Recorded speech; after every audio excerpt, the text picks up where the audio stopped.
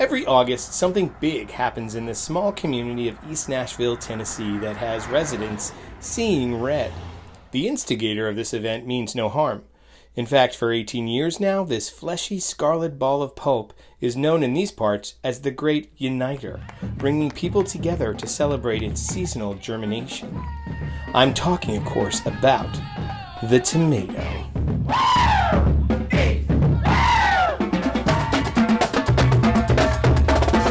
It's the best weekend of the year. Yeah, it's a Tomato Art Festival. Tomato Arts Fest! Welcome to the East Nashville Tomato Art Fest. Tomato Art Festival involves around 60,000 people every year. They come out to celebrate the tomato. Over hundreds of local artists participate as vendors, participate in the art show, and it's a community-driven event, a family-friendly event, all centered around the age-old question of whether the tomato is a fruit or a vegetable. My husband and I had an art gallery in that building that is right across the street, and we just decided, we should do a tomato art show because tomatoes love the summer and I hate the summer, and tomatoes are the only thing that get me through the summer. It was such a hit, like 1,000 people came, and so every year it's just grown and grown and grown and grown and grown. My husband made up a motto for it during the art show, and it's the tomato, a uniter, not a divider, bringing together fruits and vegetables. A uniter it may be, it still doesn't answer that age-old question. Is the tomato a fruit or a vegetable? Tomatoes form from a flower and contain seeds, so botanically they are defined as a fruit, but most of us use them in recipes as a vegetable. In the 1893 case Nix versus Hedden, the U.S. Supreme Court determined that a tomato was a vegetable based on its use in cooking. I have had people come to my house to buy plants that call them tomato. They tend to be from England or elsewhere in Europe, so it just adds a little bit more mystique and mystery and fun to this whole thing. I still put basil on my tomatoes myself.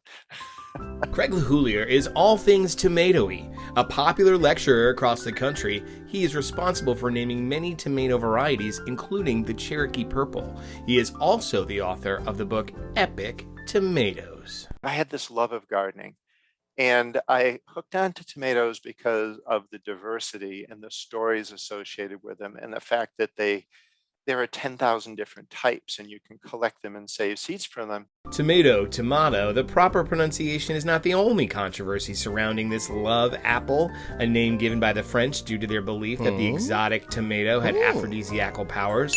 The tomato's history is clearly stuffed with controversy.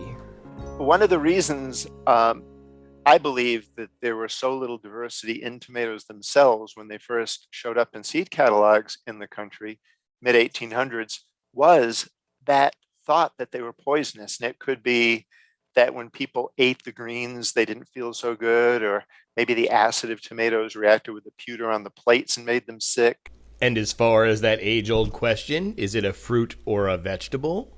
They certainly are a fruit, just in the formation of the seeds and where they sit. But botanically, for the most part, it is treated as a vegetable. Well, that clears things up. There is nothing like history and traditions and having festivals of all types. What they do in Tennessee that I've never been able to make my way to, but I hope to someday. Any way you slice it, fruit or vegetable, the tomato is something to celebrate. And it's just all about community. It's all about getting to know each other. The whole neighborhood just thrives because of it. It's fun to say it's the Tomato tomato Fest.